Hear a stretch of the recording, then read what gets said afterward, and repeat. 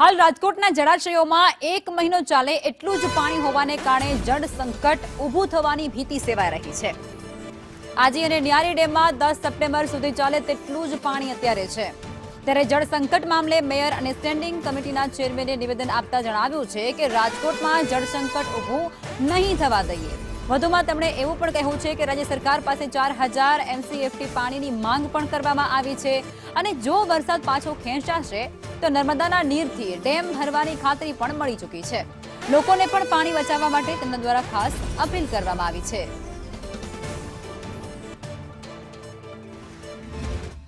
લગભગ 1 મહિનો ચાલે તેટલું ન્યારી અને આજી ડેમમાં પાણી છે અને જો પાછળનો વરસાદ ખેંચાય તો રાજ્ય સરકારમાં અત્યારથી જ અમે પાણીની માગણી કરી દીધી છે અને જો પાછળનો વરસાદ ખેંચાય તો રાજકોટમાં પાણીની જળ સંકટ નહીં આવવા દઈએ।